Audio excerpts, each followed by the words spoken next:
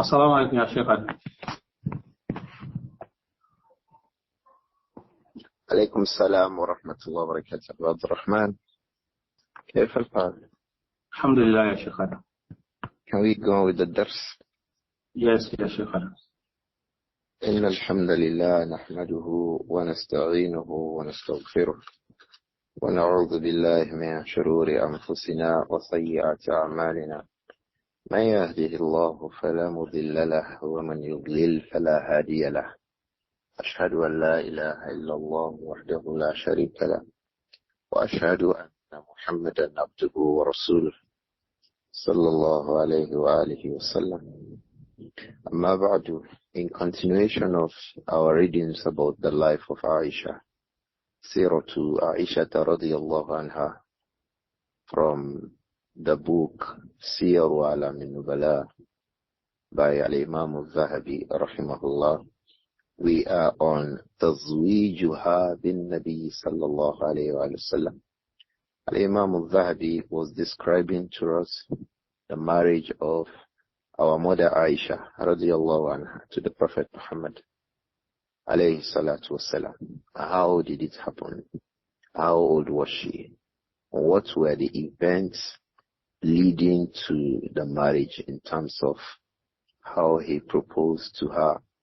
What was even the initial suggestion about his marriage to her radiyallahu anha?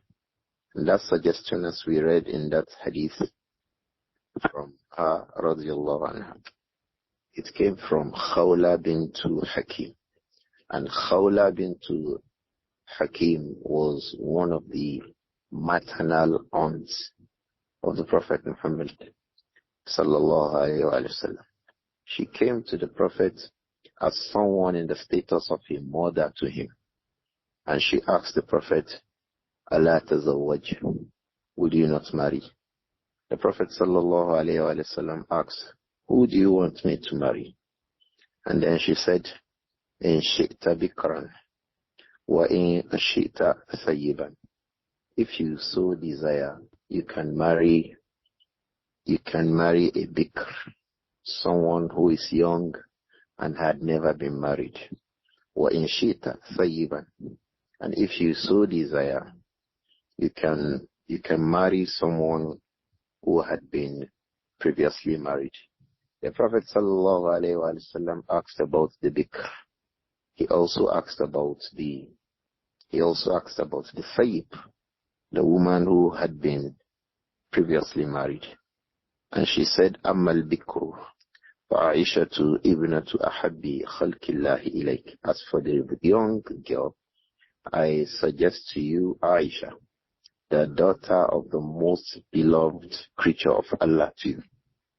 And as for As-Sayyib fa Sawdatu bintu Zam'a, I suggest Sauda, qad amanat bika wa taba'atka. She had believed in you and followed your message. Radiyallahu anha. So the Prophet sallallahu alayhi wa sallam urged her to continue. And then Khawla bintu Hakim went to request both Āishah and Sauda for the Prophet sallallahu alayhi wa sallam. So the Prophet first married Āishah. After the demise of Khadija, the first person the Prophet married alayhi salatu wasalam was Āishah. And then he married Sauda. But Āishah, because she was young at the time, she herself said that wa ana ibnatu sittin. At that time, I was a girl of 6. But when she came into the house of the Prophet sallallahu alaihi wasallam, she had become 9 years old. But between the time when she was married and the time when she came into the Prophet's house, alayhi salatu salam, the woman who was the wife in the house of the Prophet was Sauda bintu Zam'a radiyallahu anha. Sauda. She was the one who was the wife in the house of the Prophet Muhammad sallallahu alayhi wa sallam after the death of Khadija. Yes, Āishah did the Aqdu first, but Sauda bintu Zam'a came to the house before Aisha. It was after Hijrah and after the Battle of Badr that the Prophet ﷺ had Aisha come into his house. Radiallahu anha. Al-Imām Adh-Dhahabi also went on to say to us some of the things that happened when the Prophet ﷺ had our mother Aisha. After Aisha had come into the house of the Prophet Muhammad alayhi salatu salam, there were other narrations regarding the marriage. In page 150, which is on the screen at the moment, they also described what happened during that marriage. Al-Imam Adh-Dhahabi said, rahimahullah, Hishamun an Abihi an Aisha. We said repeatedly, for as long as we read about our mother Aisha, we'll be hearing about Hisham and Abihi, or Hisham and Abihi. The father of Hisham, Abuhu, was Urwa ibn Zubayr, the younger brother of Abdullah ibn Zubayr, who lived with our mother Aisha. So most of the reports, especially about very personal issues regarding our mother Aisha, they come from Urwa ibn Zubayr to his son Hisham ibn Urwa. So this is what we are saying. Hisham, repeatedly, we'll see this isnad. Hisham and Abihi, and his father was who? Urwa ibn Zubayr. So it says, Hishamun an Abihi and Aisha radiyallahu anha qalat.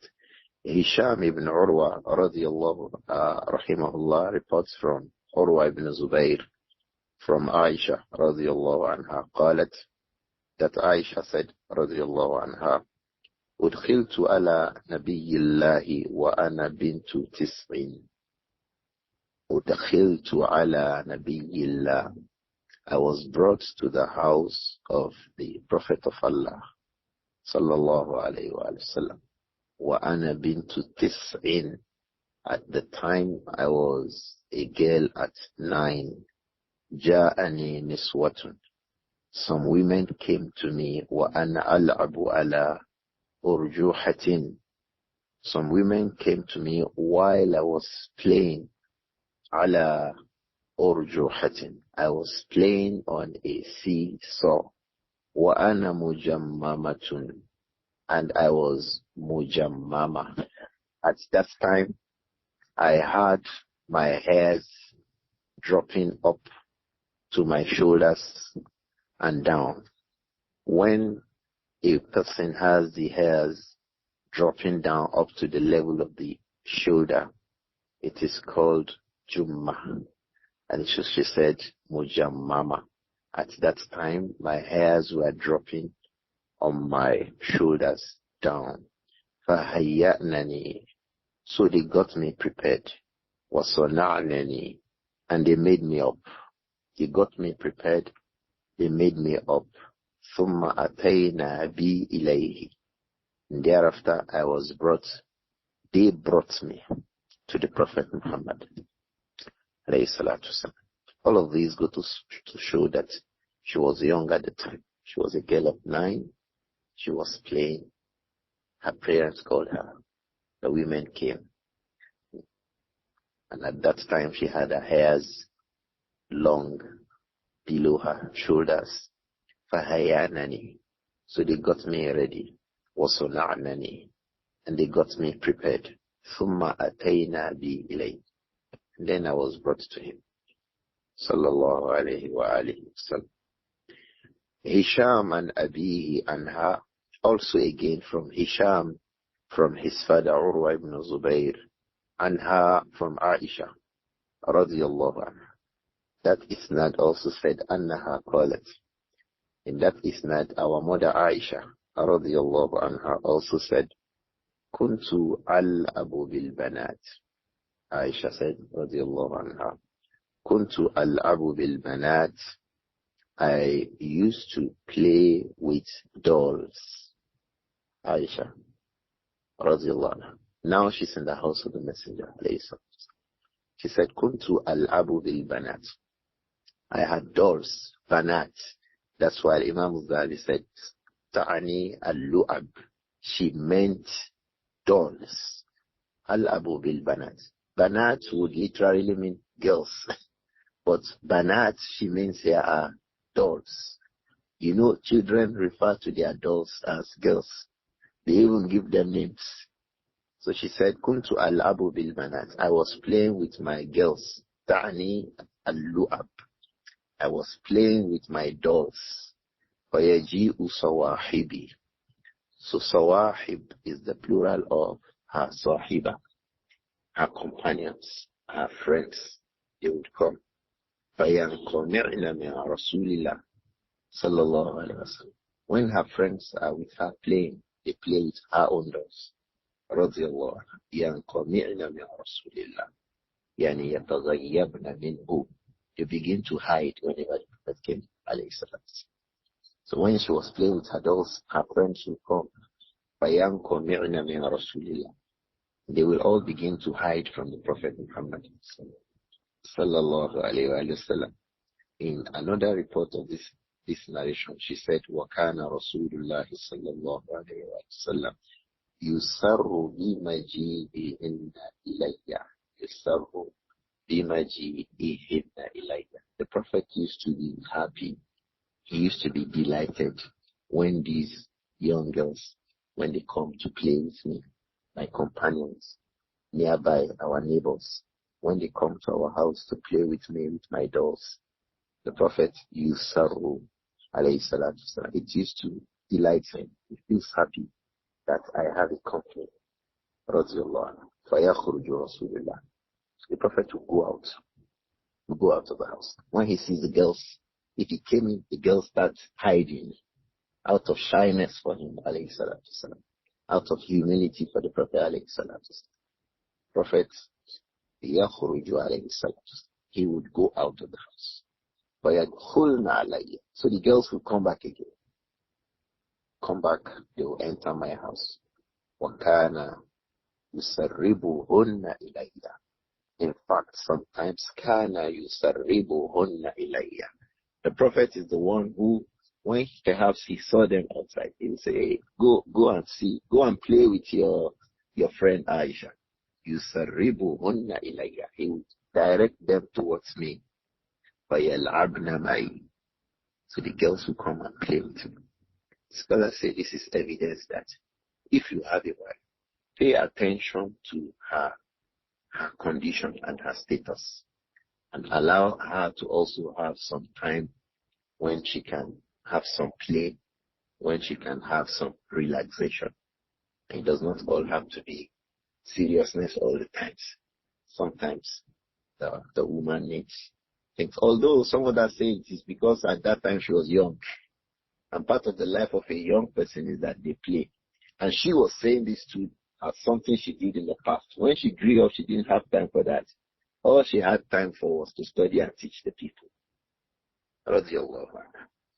وَفِي لَفْظٍ. In another expression of this report, it says, وَكُنَّ جَوَارٍ كُنَّ جَوَارٍ يَأْتِينَ يَلْعَبْنَ مَعِي بِهَا. So I had jawarin. I had neighbors. Jariya is the singular of jawar. So I had young girls, my friends. Yatin. They would come to me. Yal'abna ma'i biha. They would play with me with my dolls. She had a doll, radiallahu.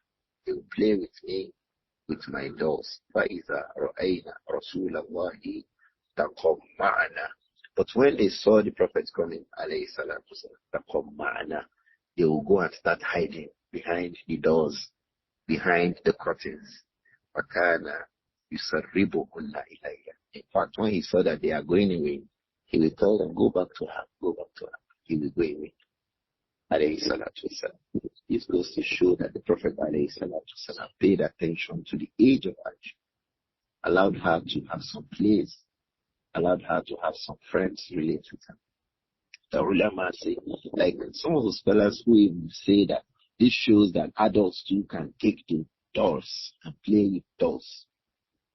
Al-Hafiz ibn Hajar said this is a wrong thing. Because when she became old, she grew up. She stayed with the Prophet for 9 years. When she became up to 15, from 14, 15, 16, she didn't have all of these again. She stopped having those by the time she grew much more matured than she was at the time that she became married. Why was this?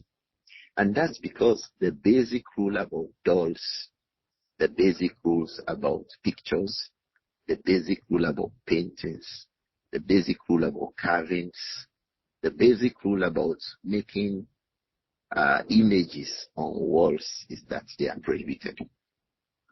So what is it that gave her the permission that she could play with dolls? Some scholars say it was because the time when the pictures and images became prohibited, it was after these incidences. These incidences happened, and then subsequently, images were prohibited. Some scholars say that. One of those who said that, who has this view, was Shaykh Muhammad ibn Adam al-Ethiopi. Many others too have that view. That she played with dolls initially when images were allowed, before images were prohibited. But that when images became prohibited, the Prophet clearly prohibited all kinds of images, whether dolls, whether paintings, whether pictures, whether molds, whether all form of animate objects were prohibited in Islam. Prophet Muhammad sallallahu alayhi wa sallam, he said, "Kullu musawwirin finnar, kullu musawwirin finnar." Every person who makes an image will be in the fire. Every image maker, kullu musawwirin finnar. And dolls are images too. So you see, that was why they said what Āishah was doing when she was playing with dolls. It was clear that she was young at the time. It was at the early times when she first came to the house of the Prophet sallallahu alayhi wa sallam, that it was not something she did continuously even when she became old.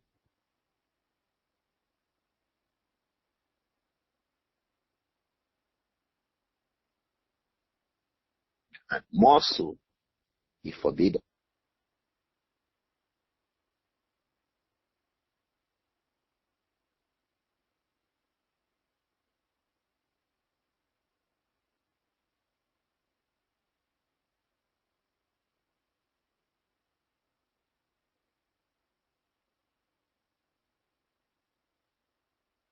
They will be punished on the day of Qiyamah. Yuqalu lahum. It will be said to them, Ahyu ma khalaqtum. Bring life into what you have created. So if you make an image, you snap a picture of an animate object, yuqalu laka yawm al-qiyamah. It will be said to you on the day of Qiyamah, Ahyu ma khalaqta. Bring life into what you have created. The point here is that the scholars say that all these expressions do not show that there is an exception for the permissibility of using dolls. This is what they say. They say that she used the dolls before the Prophet now prohibited all forms of image making, including the making of dolls. This is what we are talking about. Meaning that Āishah radiallahu anha was playing with dolls at that time, because she was a little younger, and at that time, making images were not prohibited. Otherwise, subsequently, the Prophet ﷺ completely prohibited all kinds of images, including dolls, all kinds of animate objects, all kinds of animate images, including dolls. Some scholars say the Prophet ﷺ prohibited it completely. But others also say, and I gave an example of those who said that Āishah radiallahu anha was playing with dolls before the general prohibition for image making, that it was before, but that subsequently it was not allowed, and we don't have evidence that she did it at the later time in her life. So some scholars said that, meaning that the allowance to have children play with dolls was an abrogation.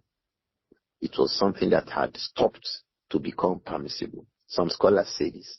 One of those who said it from amongst the ulama, he was very extensive in the discussion, was Shaykh Muhammad ibn Adam al-Ethiopi in Al-Bahr al-Muhit, which was a sharh on Sahih Muslim because Al-Imam Muslim discussed these ahadith under Kitabul Libas, and he was extensive in it. The second place he discussed this was his sharh on Sunan Nasa'i. He concluded that Āishah was playing with dolls initially. Later on, the Prophet prohibited everything. Alayhi salatu wasalam. Some scholars have that view. On the other hand, some scholars say no. That children were only allowed to play with dolls. And this is the position of the Jumhur. The large majority of the scholars say that children have been allowed to play with dolls. And when we saw that Āishah was playing with dolls, it was because children have been allowed to play with dolls. That the general narrations prohibiting the use of images or making images has an exception for the dolls with which children play. Dolls children play with are exempted from this prohibition. This is the view of the majority of the scholars. They say that they have been allowed to play with dolls so that they can learn how to take care of kids, they can learn how to take care of children and the rest. So these are two views regarding Aisha's playing with dolls. Further down on page 150, it says, وَأَنْ عَائِشَةَ رَضِيَ اللَّهُ عَنْهَا. Āishah radiyallahu anha also said, دخل علي رسول الله صلى الله عليه وآله وسلم وأنا ألعب بالبنات. The Prophet صلى الله عليه وآله وسلم came to my apartment while I was playing with my dolls. We had said that al-banat, meaning literally girls in this report, means al-lu'ab, means her dolls. So she was playing with her dolls and the Prophet came, alayhi salatu wasalam.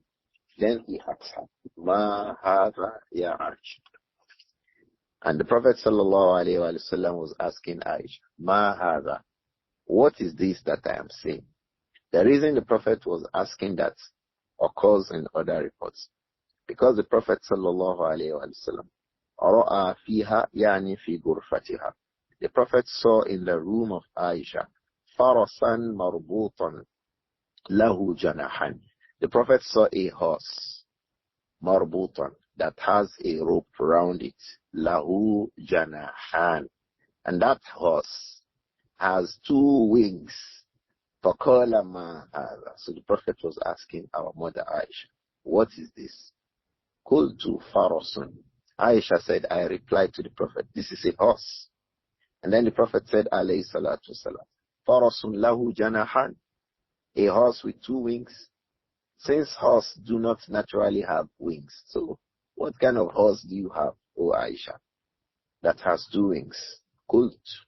She said, I said, Alam tasma' annahu kana li Sulaymana khaylun lahu ajniha. Alam tasma'.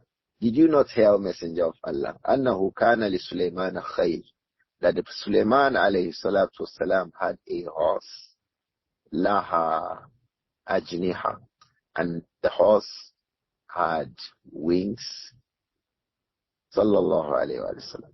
So that was what our mother Āishah was playing. She had a doll that was a horse that had a wing. The Prophet was querying it. So she didn't only have dolls, she also has other kinds of things of play in terms of dolls and the like of it. One of the likes that she had was a horse that has what? That has wings. The Prophet was asking her, do horses have wings? And then she said to the Prophet, Alam tasma. Have you not heard previously? Annahu kana li Sulaymana khayl, and that Sulaiman alayhi salatu salam had a horse, laha ajniha, that had a wing. And then the Prophet sallallahu alayhi wa sallam, fadahika sallallahu alayhi wa sallam, the Prophet began to laugh. Hatta ra'aytu nawajizahu. She said the Prophet laughed until I even saw his molars, meaning he laughed and he really freely opened his mouth to such an extent that she was able to see his molars. Radiyallahu anha. The point here was, when she first came into the house, our mother Aisha, she had dolls she was playing with. She had, playthings, things of play. Then her friends in the neighborhood used to come to her house, radiallahu anha, to play with her. Whenever the Prophet came in and they saw the Prophet, they would hide behind the curtains. And he would go away and tell them, go back to your friend. Radiallahu anha. In the narration that followed that, in trying to describe the things that our mother was doing after marriage, because she was growing up, radiallahu anha. She was in the house of the Prophet, she was growing up. She was learning her deen, and she was also getting busy. She played sometimes. Radiallahu anha. It says, Az-Zuhri and Urwata and Aisha. Don't forget Urwa. That's Urwa ibn Zubayr, the son of Asma'u bintu Abi Bakr as-Siddiq, the elder sister of Aisha. So Urwa was the son of Asma, and Urwa lived inside the house of Aisha. So she has a lot of reports about the things that happened to Aisha when she grew up, when she got married, and with the rest of her life. Because Urwa did not leave her till she passed away. That's his maternal aunt, radiallahu anha. And Az-Zuhri is Muhammad ibn Muslim, one of the teachers of Al-Imam Malik and one of the students of Urwa. So like I said earlier, we'll be finding the reports of Urwa. So Urwa was reporting here again, Ibn Zubayr and Aisha was reporting from Aisha, radiallahu anha. Qalat, Aisha told Urwa, radiallahu anha, لقد رأيت رسول الله صلى الله عليه وآله وسلم يقوم على باب حجرتي. One day I saw the Prophet sallallahu alayhi wa sallam standing by the door to my room. Don't forget that. The door to the room of Aisha. If you go out of it, you are in the masjid. Till today. Once you leave the room of Aisha, you are in the Prophet's masjid. And don't forget, that was why in Ramadan, there are ahadith. The Prophet, while in i'tikaf inside the masjid, through the windows of Aisha, he will stretch his head into the window and she will be combing his head. Radiallahu anha. So she has a door that when the door is opened, it leads right into the masjid of the Prophet. So she said, Ra'aytu Rasulallah yakumu ala babi hujrati. One day I saw the Prophet standing on the door to my room. Wal habashatu yal'abuna bil hirab fil masjid. Wal habasha. And the people from Habasha, Ethiopians, the people from Ethiopia, they were yal'abuna bil hirab fil masjid. They were playing with al hirab. The hirab are war armaments. You know sword play. When people play with swords, in a group play with swords. They were doing that in the masjid. In other reports, it showed that this thing happened when two things happened. The first thing was that those people from Ethiopia, they have just arrived in Medina as a delegation to the Prophet Muhammad. They came from their people to learn Islam from the Prophet ﷺ. And it also coincides with the day of Eid. And you know, on the days of Eid, we are widely allowed to play, and do things that are, of course, lawful, but will ease off on the days of Eid. So those people have a play in their culture, and that play is to abu bil hiram, is that for them to play with, swords, with spears.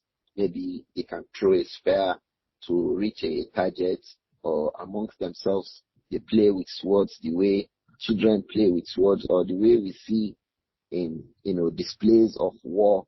They do that by way of learning how to fight in wars, how to escape sword, and all of these. They do that a lot.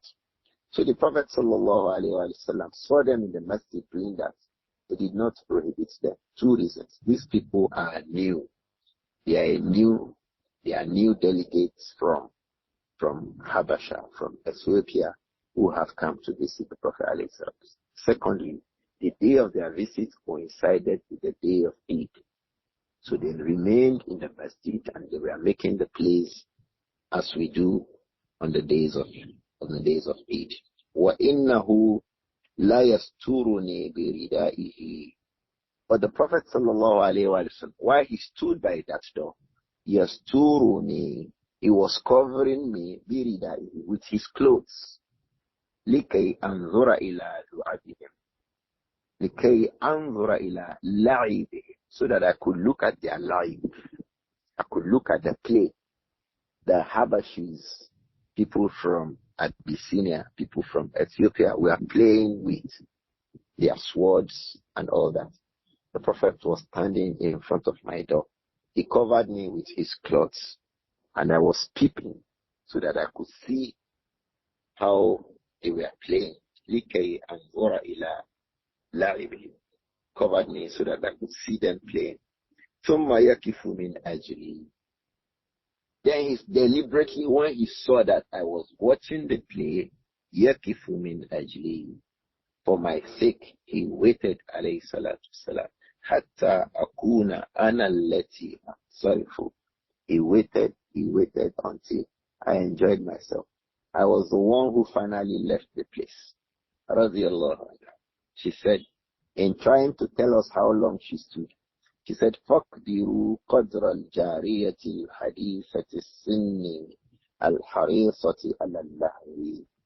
فَقْدِرُوا, calculate, estimate قَدْرَ الْجَارِيَةِ, the extent that a young girl, very young, al-Jariya, in fact, she called herself al-Hadithati Sin, who is young in her age, al-Harisati ala lahwi, who likes to see entertainment, who likes to see plays.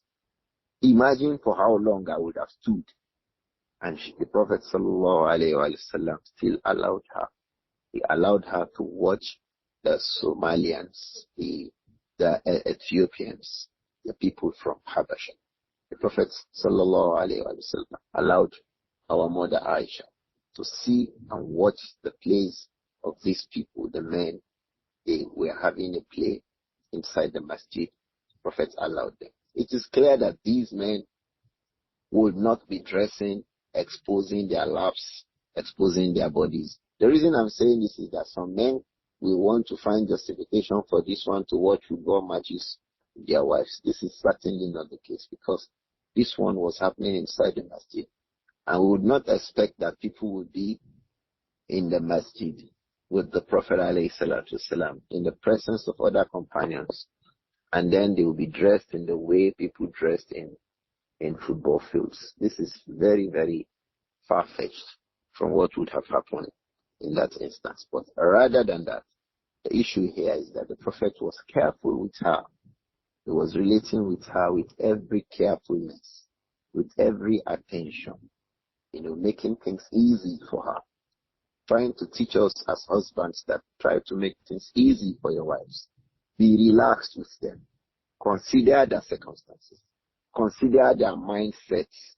Consider their age when you relate with them. Some men would marry very young girls, and their dealings with them would not show that their wives are young girls. Likewise, some men have women who are old, 40, 45, 50 years old. And yet their dealings will not show that my wife is not a young girl, she's someone who is old. So please, for the sake of Allah, all of these go to show that the Prophet ﷺ had married Āishah when Āishah was a young girl, and he paid attention to her youngness. He allowed her to play with dolls. He allowed her, radiallahu anha, to even watch some of the people play while in the masjid on the days of Eid. Radiallahu anha. Down in that page, it says, وَفِي لَفْظِ مَعْمَرٍ عَنْ الزُّهْرِ. Ma'amar was Ma'mar ibn Rashid al-Yamani. Ma'mar ibn Rashid. He was from amongst the scholars of Yemen at that time. And one of his teachers was Al-Imām Al-Zuhri, who was a student of Urwa ibn Zubayr. So Urwa ibn Zubayr reported from our mother Āishah. And in this report of Az-Zuhri from Urwa, there's an addition that Fama ziltu anzuru hatta kuntu ana. I continue to watch those Habashis, those Ethiopians, who just arrived Medina on the day of Eid. I watched them playing. They were making plays and, playing with hirab, the swords, machetes, and javelins, and all of these while in the masjid. I continued to watch them. But the Prophet was covering me. He stood by the door and he used his clothes to cover me. So I was the one watching. He allowed me to watch until I became tired and hatta kuntu ana ansari. Until I became the one who left the place. She said, فَقِّرُوا قَدْرَ الْجَارِيَةِ الْحَدِيثَةِ السِّنِّ الَّتِي تَصْنَعُ اللَّهَوَ. Estimates for how long it will be for a young girl, al-hadithatu sin, who has very young age, allati tasma'ullah, if she hears anything that amuses her, how long do you think that kind of a girl will stay? That was for how long that I stood. And the Prophet sallallahu alaihi wasallam still tolerated my standing. Al-Imām Adh-Dhahabi went on page 151 and said, وَلَفْظُ الْأَوْزَعِي عَنِ الزُّهْرِ.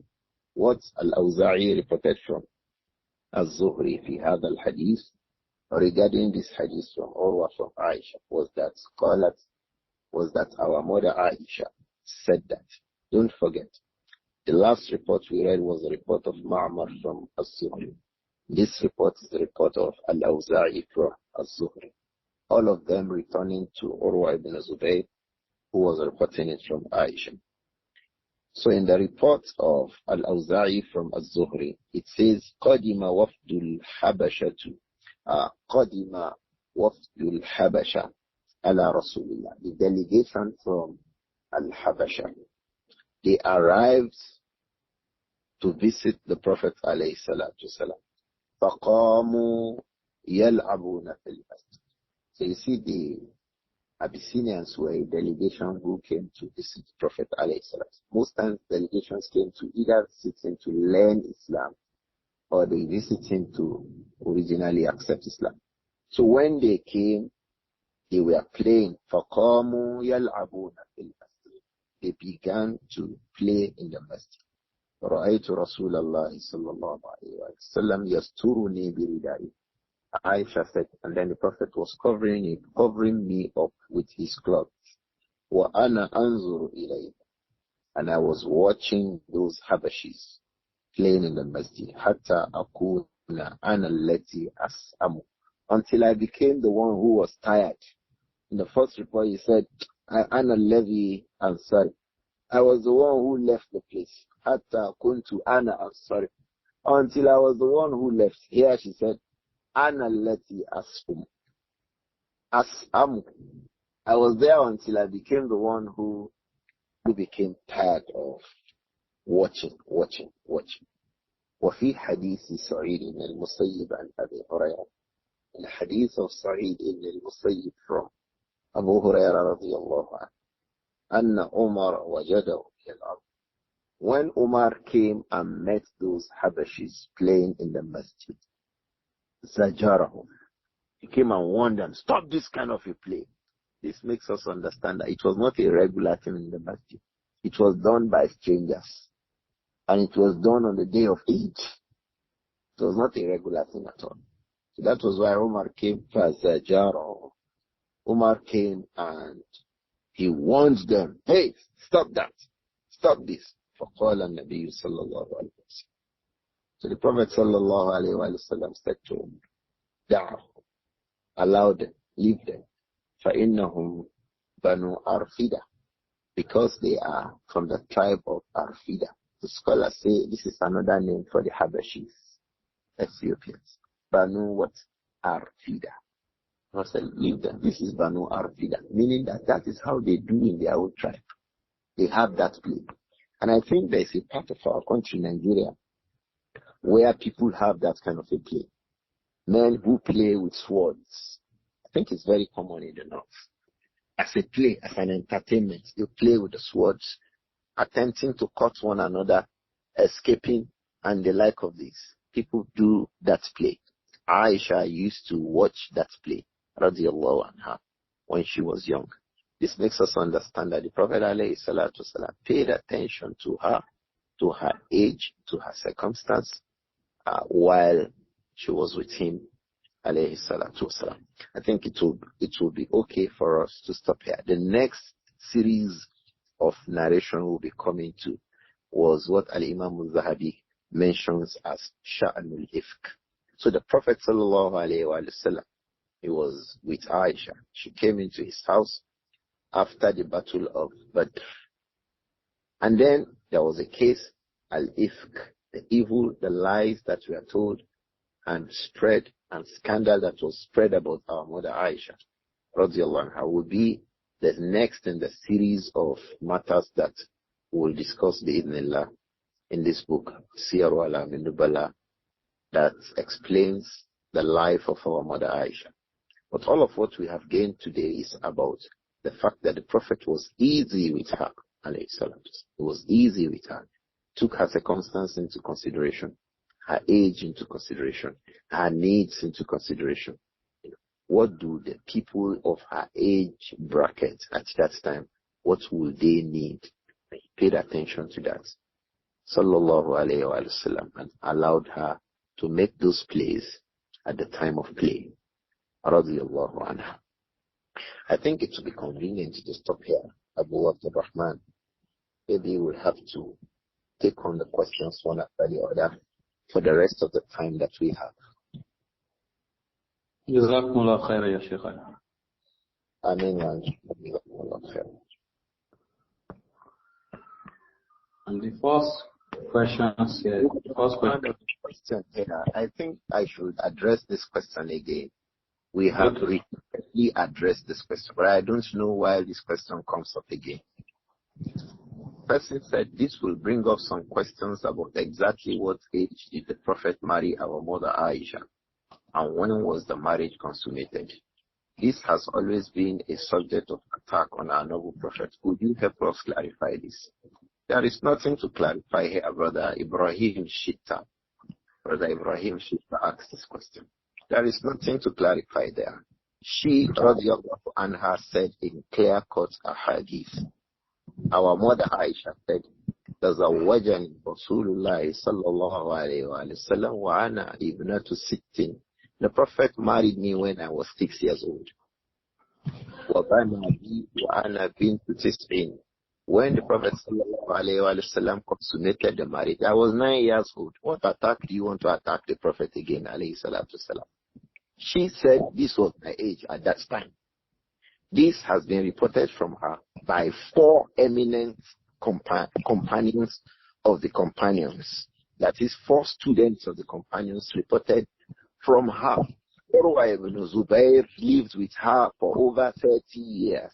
Urwa reported it from her. Abu Salama, the son of Abdurrahman ibn Auf, reported it from her. The same thing. She said, I was 6 when I got married. Act. I was 9 when I became his wife inside his house. 3 years after I was brought into his house. Abu Salama rahimahullah, the son of Abdurrahman ibn Auf, also reported it.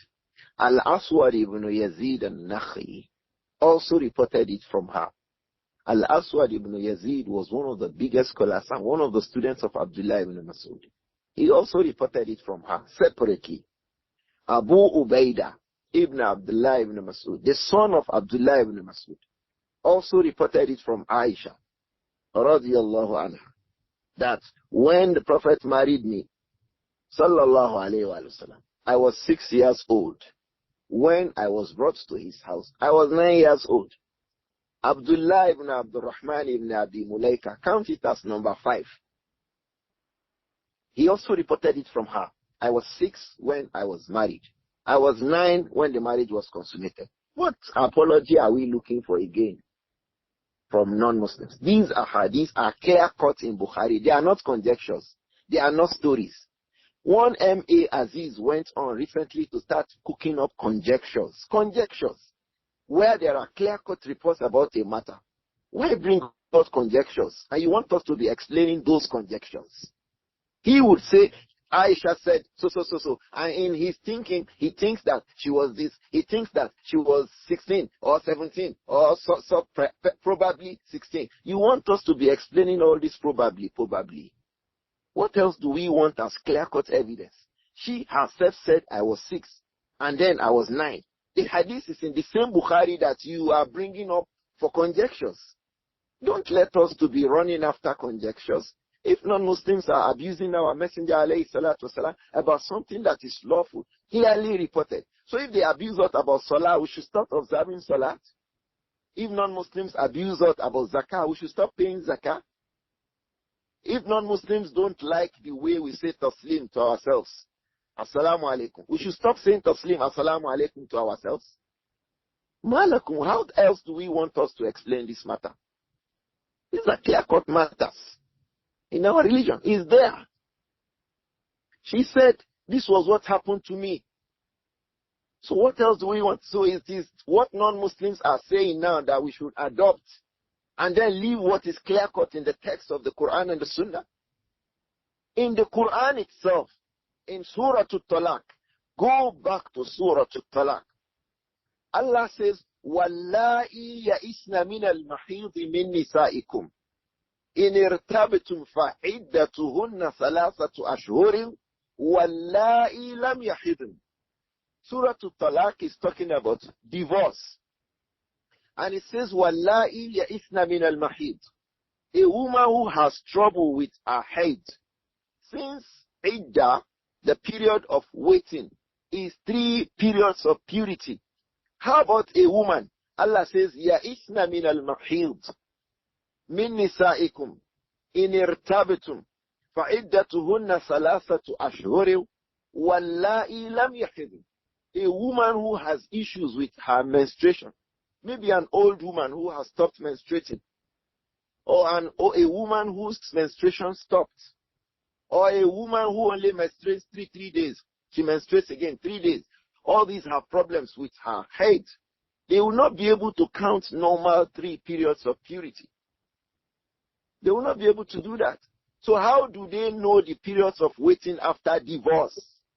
Allah says these kind of women, salasatu ashhurin, they should count 3 lunar months for their iddah. They should count their iddah to be 3 lunar months instead of 3 periods of purity from menstruation, because their menstruation is now problematic. Then he says, wallahi lam yahidun. The same thing will apply to young girls who have never menstruated before. So if the Quran now says, Wallahi lam yahidun, even young girls who had never menstruated before, that is the way to count their iddah. If a young girl was married, and then the husband who marries her says, oh, I am not marrying her again, that young girl who'd never menstruated before, we will spend 3 lunar months. There is no age barrier to Aqdun Nikah in Islam. There is no age barrier to Aqdun Nikah in Islam. A girl may be born a week. On the day of the Akiko, the family can marry her to another family. And when that girl grows up, she becomes a wife in that family. What has an age is the issue of consummation of the marriage. And that will be until the girl is able to receive a man in a consummation of marriage. Is there anything confusing inside this one? There is no age barrier to marriage in Islam. A young girl may be married to her husband when she was a little young girl. If the parents see that there's a lot of benefits in that marriage for the young girl, and then when she grows up, she has a choice, just like an adult. I know someone, an adult, PhD, they get married. 8 months later, they say they are not marrying again. If it were a little young girl, they say that happened because she was a little young girl. Adults can marry at a point in time, they go out of the marriage. Likewise, a little young girl may be married, and when she grows up, she goes out of the marriage. Of course, with valid reasons. So the same thing can apply. The same thing can apply to everybody. Whether young or old, it can apply. So this question we say, because non-Muslims are attacking us. So because non-Muslims are attacking us over a matter that is established in the Quran and that is established in the Sunnah, that is the reason why we have to abandon them, because non-Muslims are attacking us regarding it. And unfortunately, some of the Muslims playing sorry to these non-Muslims. They want to change the text to suit the non-Muslims. Didn't we get warnings from the Quran and from the Sunnah that لَنْ يَبْدَى عَنْكَ الْيَهُودُ وَلَا النَّصَارَى حَتَّى تَتَّبِعَ مِلَّتَهُمْ. They will not be pleased with you until you follow them. Is it until you begin to say in a lie that Āishah was 18 years old? All of what she is describing now are things that we cannot imagine that she was doing when she was 18. She said when the Prophet died, I was 18. I was with him for 9 years in his house. So what else do we, all the reports she says, she's always mentioning it. I was 9 years old when I came to his house. I stayed in his house for 9 years. I was 18 years old when he died. All of these will come to become a lie because some non-Muslims don't want it. Why are we like this with our religion? Each time non-Muslims raise an eyebrow, we want to adjust our religion to suit what they accuse us of. And these matters are clearly established in the Quran and the Sunnah. We want to seek their pleasure. أَيَبْتَغُونَ عِنْدَهُمُ الْعِزَّةِ. Is it from them that we are looking for honor and respect? وَلِلَّهِ الْعِزَّةُ جَمِيعًا. Honor and respect lies with Allah subhanahu wa ta'ala alone. So I think we should stop asking this question in the light of non-Muslims are attacking us. So what was our age? We should stop all of these. It is clear-cut in Bukhari, in Muslim, Abu Dawud, Sunan al-Tirmidhi, Sunan ibn Majah, in a lot of ahadith, that she said, I was married at age 6. I was brought into his house when I was 9 years old. So what else do we want? You want us to be explaining what again? Abu Abdurrahman. نعم يا شيخنا أحسن الله إليكم. Ameen wa iyyakum. So this one says, Assalamu alaikum wa rahmatullahi wa barakatuh. The issue regarding the prohibition of tasweer, I would like Sheikh to make a clarification. Does it imply that the later prohibition of tasweer completely nullifies anything that falls under it, like the case of doors for kids? I couldn't get Sheikh's final conclusion. Yes, many scholars say that. I mentioned two views because these two views are the most preponderant views on these matters. One view is that the report that came prohibiting pictures nullifies everything, including dolls. And I mentioned one of the scholars who was very extensive in his research regarding this matter, Shaykh Muhammad ibn Adam al-Ethiopi. He was extensive in it in two of his works, in his Sharh on Sunan al-Nasa'i and in his Sharh on Sahih Muslim. It was very extensively discussed. His conclusion was that those reports that prohibit picture making completely prohibit every other thing too, and they came later, vis-a-vis the narrations about Āishah's playing with dolls. There was also one of the scholars, in fact, he was the first person that I knew saying that when I was younger than this in 1996 or 97, I came across his work as Sayful Qatri fi Masail al-Niza. As Sayful Qatri. I hope that somebody comes across this book. As Sayful Qatri fi Masail al-Niza. This book occurs in the MSS library of the OAU MSS. Long ago as an undergraduate, I studied that book. And it was written by a well-known scholar, as Sayful Qatri. I wouldn't remember his name. He also has that conclusion. These are works on this matter regarding this issue. But some others amongst the scholars say that no, that dogs are allowed for children is an exception from the general prohibition. And this is a view of the Jumhur. That it is the view of the Jumhur does not necessarily mean that that is the correct view.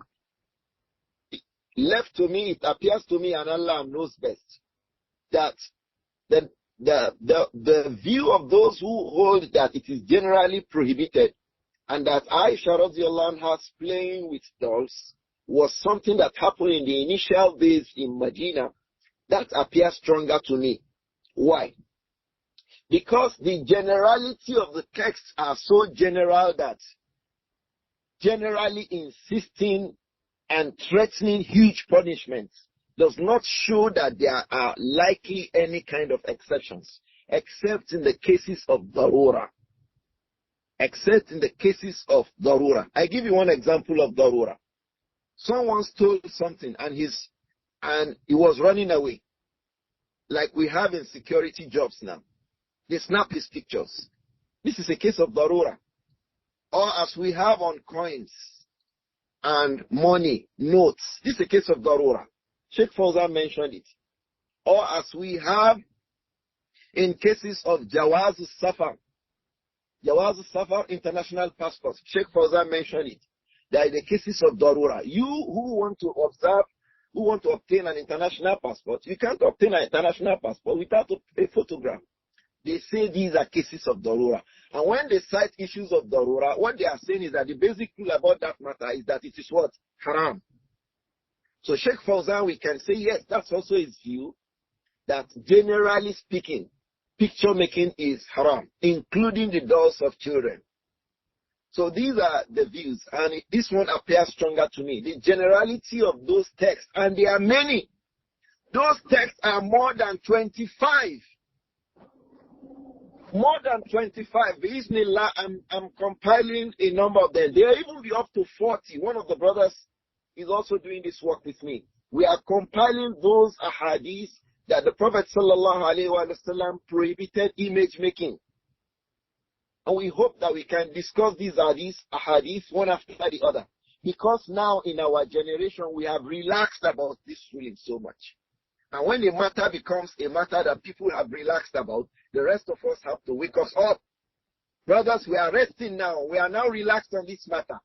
You see a learned person taking a selfie. You see a woman taking a selfie. You see a woman being snapped by another man, and her husband does not feel any worry about it.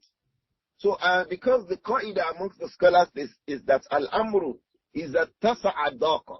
When people become lax about a matter, then you should tighten it up. So we hope that we can discuss these matters in greater details. I have a greater respect and acceptance for the view that says that Āishah radiallahu anha was playing with those dolls when those dolls were permissible. And that the text that came later, because there are so many and the expressions were so strong, look at this. The Prophet was saying, alayhi salatu salam, kullu musawwirin finnar. Anyone who makes an image will be in the fire. How is that? Kullu musawwirin finnar. Ibn Mas'ud radiyallahu anhu reported that the Prophet said, alayhi salatu salam, min ashaddin nasi adhaban yawm al-qiyamati al-musawwirun. Min ashaddin nas.